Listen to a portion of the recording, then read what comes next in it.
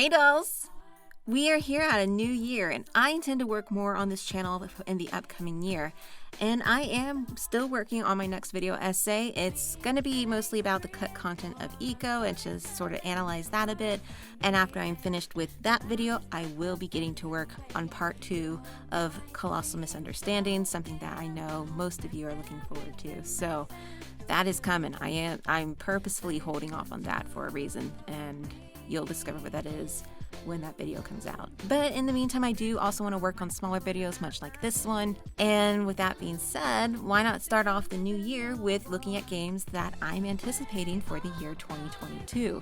2021 was unfortunately rather dull when it came to game releases this year, and this is largely just due to the initial lockdowns of 2020 in the wake of the COVID pandemic.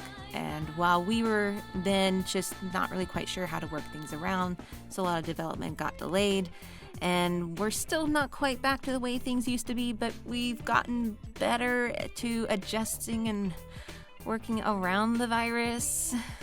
But there were some decent games that came out last year. You had Resident Evil Village, that was a lot of fun. Psychonauts 2 finally came out after 16 years, and it was actually rather quite good, and I love the art style for Psychonauts 2. I would really love to see a cartoon series on Netflix with these graphics and stuff like that. It's just absolutely gorgeous, and it was still just as enjoyable to play as the first one. It was still really great. But honestly, even though those games are great, there were a couple few others. I like Little Nightmares 2 was fun, was dark, just like the very first one. 12 Minutes was kind of a fun puzzle game with time loop mechanics. There was a lot of time loop game this year. They were just okay. They weren't anything like really phenomenal, if you know what I mean. I did manage to get a PlayStation 5 this year. That's awesome. And I got to enjoy playing the Demon's Souls remake. And honestly, that's my game of 2021. And I know it came out in 2020, and it's also a remake of a game that came out in, I want to say 2008, but the truth is it was the best game I played last year. So, yeah. 2022, however, is looking to have some stellar releases, and I just wanted to go over real quick over what I'm looking forward to play this year. Now, how I like to do things is I like to build my way up to the best of the best. So I like to start with what are some of the titles I'm just not really interested in, but I'm a bit intrigued by, and end on the titles that I'm actually really looking forward to and I'm excited to play. So with that said, please make sure to subscribe and hit the notification bell to stay on the lookout for more videos this year. Before we get started though, I just want to give a few honorable mentions to some games that are probably not going to be coming out this year, but we'll see. The first one is Slitterhead. This is the game that's going to be by the man who directed the first Silent Hill game, as well as the Siren series and Gravity Rush. It looks very strange, and I'm just looking forward to finding out more about it. Lies of P is very reminiscent of Bloodborne, which is an aesthetic I love, and it's also based off the original novelization of Pinocchio. I did read the novel when I was in like 5th grade, I want to say, and I don't remember much about it, but it is really dark. It's much darker than the animated classics, so I'm looking forward to see how they adapt that. And I would be remiss in not mentioning that Gen Design, which is Fumito Ueda's new studio, they made their annual New Year's post where they did mention that some announcements will be coming this year. And we do know that he is working on his 4th title, and that they've partnered up with Epic Games to develop it. So not a whole lot of information on what it is about. I think we have, they've teased an image of what is likely going to be the next protagonist. And then there's this image that is very reminiscent of King Kong and was titled Beauty and the Beast according to the code on the website. So I'm excited to learn more about this, and we'll talk about it as more news comes out. Now let's just get to it. So let's start with the games that I'm mildly intrigued by in 2022. Alright, we have Goodbye Volcano High, Gotham Knights, the sequel to Oxenfree Lost Signal, Sons of the Forest, Martha is Dead, and Salt and Sacrifice. Salt and Sacrifice is the follow-up to Salt and Sanctuary, which was often referred to as a 2D Dark Souls game. And as I've recently gotten into From Software games, I might give this one a look. So I would really love to play Salt and Sanctuary at some point. and also take a look at the follow-up Salt and Sacrifice. We also have the Outlast Trials. I did enjoy the first Outlast game. The second one was okay. It was just fine. So I'm curious to see what this new one's going to be like. We do also have the third Layers of Fear title that's going to be coming out. Bloober Team is a studio that I'm just sort of... Well, they seem like they have potential, but I feel that they are so stuck on Silent Hills that it really hinders them, and it's not going to get any better because Konami has hired them now. I don't know, like, I'm keeping an eye on it because I think there's some interesting things they do, but their games are kind of long. They really drag and they're very repetitive and they just really fall flat. Like, it starts out great, but by the end it's sort of kind of run its course. I'm a bit over it now, thank you. I've been over it for about an hour or so. Also, you have a new Final Fantasy game, Stranger of Paradise, Final Fantasy Origin. I really don't know too much about this. I just recently saw a cover of it at GameStop and I thought it looked very interesting. I really just only want to mention that the Final Fantasy XIV Endwalker expansion features this gorgeous man. But most importantly and finally, this one's going to be really controversial for some people, is that I put it here, but Horizon Forbidden West. I'm mildly interested in it, and I know that this is actually a game that most people are anticipating. It's highly anticipated, but I am one of those people that really did not care for Horizon Zero Dawn. I honestly think it's extremely overrated. It's not terrible, I'll say that, which, you know, is such high praise, but I have so many issues with this game, I do. First of all, the protagonist's name, Aloy. I always want to call her Alloy, which is a metal, and I don't think it's a great name. Second of all, what sucks about this is that Ashley Birch, I think, is capable of a much better performance than what she delivered in Horizon Zero Dawn. No matter, you have these dialogue options in certain circumstances, and they're supposed to convey different emotions, different tones, but they always had the same tone to them. And it was very similar to how Kristen Stewart's acting is in the Twilight films. And I really just was not attached to any of the characters. I was not attached to Aloy or any of the other people she met. I don't think I was very good at the combat, and I don't think it's not like an overly complicated combat system, but at the same time, I just really had a hard time handling it and fighting the animals. Like, I was like, am I hitting the right thing? I think I'm hitting the right thing. It looks like this is the right thing based off the information, but I don't feel like I'm doing a good job here. And whenever I wanted to explore the world, like, that's the thing I really wanted to do. I just wanted to explore this world that they built, because I really think the world that they built was rather interesting, but I didn't get as much exploration as I wanted to. I was really hoping for more side quests of just exploring of what the old world was. And whenever I did try to explore the world, it seemed like no matter where I went, I was always within the radius of aggressive robot animals, and the game was a chore for me. It was a chore for me to play. I finished the main game. I did not finish the DLC. It was like Frozen Wilds or something like that. I can't remember what it's called. But Horizon Zero Dawn was a game not for me. And while Forbidden West looks gorgeous, and it might be what I was hoping Zero Dawn to be, I just can't say I will play this game anytime soon. It might be a game I have to wait for it to go on sale, or as a PlayStation Plus game. And if you want to argue with me on this, I've opened up a Discord, and you can join by following the link in the description. But don't actually argue with me on this. I just wanted to bring up, I have a Discord if you want to talk about games and other stuff that's going to be coming out in 2022 that I plan on talking about. All right, next are the games that I'm anticipating, but I won't play right away in 2022. So the first big release of the year is Pokemon Legends Arceus. Now, I was a kid when Pokemon first came out in the US. I do have some genuine nostalgia for the series, but the last Pokemon game I played was Alpha Sapphire. And the last one I played before that was Pokemon Sapphire. And both of them I never finished. And I did play Pokemon Go when that came out. I mean, who didn't? Even people who don't really care for Pokemon played Pokemon Go. It was the new big thing in 2016.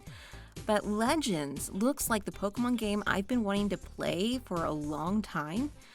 And I absolutely love that it's taking place it's feudal Japan, essentially, in the Sinnoh region. It looks like it's going to be rather intense. I don't know, there probably is going to be an easy level. These are games targeted mainly towards kids, but I think there is enough for an old school Pokemon fan like me to be interested in and to enjoy here. I also wanted to play Pokemon Snap from last year, as I really loved Pokemon Snap on the N64, so I'll probably be getting that later this year alongside Legends as well. Other games are Sifu, Forspoken, Suicide Squad, Kill the Justice League, and you also have the Stanley Parable Ultra Deluxe, if it doesn't get delayed again, and I think it's going to be delayed again. You also have the System Shock remake that's set to come out, and I've never played the original System Shock, so I'm excited to get a chance to play the game that was a precursor for the BioShock series. Another one is Hogwarts Legacy. This one was actually on my most excited list, but then I really remembered some of the behind-the-scenes drama with the game, and I'm just sort of excited. I'm going to kind of wait and see what the reception is when it comes out and then play it later. Mainly because not only do I want to play as a character in the Harry Potter universe, but also because my sister is a huge Harry Potter fan. She has a tattoo of the Golden Snitch. She doesn't really play video games very often, but she might give this one a look. So this is something that I feel like we could bond over. So that's really what I'm looking forward to. But I'm probably going to get my hopes dashed on that. I mean, her boyfriend is the one that owns a console, and he only plays FIFA on it. So the next game I'm anticipating is Cyberpunk 2077. Yeah. This one, well, you all already know the story behind this. We really gave CD Projekt Red a lot of clout for The Witcher 3, which is a great and brilliant game to play all on its own, but it was like the one really stellar game they made compared to some of the other games, which were sort of okay. From what I know. I haven't played the previous Witcher games, but yeah, I mean, the release of this game is a lesson on how not to release a game, and all developers and CD Projekt Red especially can learn from this for future releases of games. Well over a year after it came out, and it still has problems, but from what I've heard, it's at a state where it's decent for most people. I think once the game is truly complete, and hopefully it will actually be complete this year, I'm sure I'm going to have a fun time playing it. And lastly, the game I'm anticipating is God of War Ragnarok. Now, this is sort of similar to Horizon Zero Dawn, with the one exception that I actually enjoyed the God of War 2018 reboot. That was actually enjoyable. I really loved changes they made to Kratos' character. I really loved exploring the world. I loved playing it. It was a much better experience than Horizon Zero Dawn for me. The thing is, though, I'm just not super into God of War. It's a series that I can just wait. It looks good. It really does. Ragnarok looks amazing, but I can hold off on it. I can wait. The thing is that I have a huge backlog of games, and I also don't really have a lot of money to spend on games themselves. I have other things I have to spend money on, because living in LA ain't cheap. Time will come for you, but it's not going to be day one. But the games that I am going to be getting on day one, or damn near it, of 2022, let's get started on those. The first one that's going to be coming out in just over a month is Elden Ring by From Software. And I mentioned I played Demon's Souls. It was the best game of 2021 for me. And I'm currently playing Bloodborne on Twitch. Yeah, I have a Twitch channel now. Feel free to follow me on twitch.tv/nerd_doll. You can watch me die over and over again. What really interests me with Elden Ring, it looks like they're going to be doing a lot of things different compared to other Soulsborne games. One thing is they have George R.R. Martin. He's the author behind A Song of Fire and Ice series that was the source material for the Game of Thrones series. He was brought in to do a lot of the world building and writing, so I want to see what he has brought to this. And I'm really wanting to be a part of it with everyone when it's out, to be a part of that community, because it looks like it just seems like that's also a huge joy of From Software games. I really had a lot of fun with Demon's Souls, with people helping me with that. That was great. And I want to experience that with Elden Ring. So as I mentioned in my 20 years of Fumito Ueda video, the Soulsborne games are the only games that I really consider to have been inspired by Ueda's approach to storytelling, how it is mostly told throughout the environment, through subtle details that isn't explicitly stated. For Ico's 20th anniversary, Famitsu Magazine published a lot of congratulations that were sent to them via various game directors and other artists. And Hidetaka Miyazaki, who is now the president of From Software, he stated that Ico is the entire reason he went into the game industry. So without Ico, you would not have Dark Souls. And if you are a Soulsborne fan, you need to do yourself a favor and play Ico. Ghostwire Tokyo is from the people behind the Evil Within series. Well, I'm just a sucker for Japanese horror and Japanese folklore, and this one has a more science fiction action feel to it based off just what I've seen in the gameplay footage. But you know, even though it's not going to be a traditional horror game, I'm still really looking forward to playing it. And the Prince of Persia Sands of Time remake, the original Sands of Time is one of the best games I ever played on my PlayStation 2 console. When I used footage for the remake trailer in one of my previous videos, I was like, oh my gosh, I want to play this so bad. It looks absolutely gorgeous and it looks so much fun and amazing, and I'm glad Yuri Lowenthal is back as the prince. Then I looked at the release date at the end of that trailer and I cried inside. Oh my gosh, please come out soon. I miss the Prince of Persia franchise. I'm really kind of like upset that Ubisoft has just thrown themselves to be the Assassin's Creed company and release Assassin's Creed over and over again, which Prince of Persia was a huge inspiration for. And finally, the game I'm anticipating the most of 2022 is Stray. Oh my gosh, okay, I'm a cat person. There's no denying it. This is a game where I get to play as a kitty cat, and I have my own little kitty cat rucksack, and I'm just going on my kitty cat way in a world where there are no humans. It's just a robot city. I get to do some world building and world exploration, and that's something that I really love to do. And I'm really hoping this is just going to be great and wonderful. I just cannot wait to play as a little kitty cat. That, my friends, is the list of games I'm most looking forward to playing in 2022. And I know there's more to come later this year and more to be announced. We're not even a full 2 weeks into the year. So give this video a like if you enjoyed it, and let me know what you're looking forward to playing in the comments below. Actually, you might get me interested in something as well. That being said, I thank you so much for watching this. You have been a doll.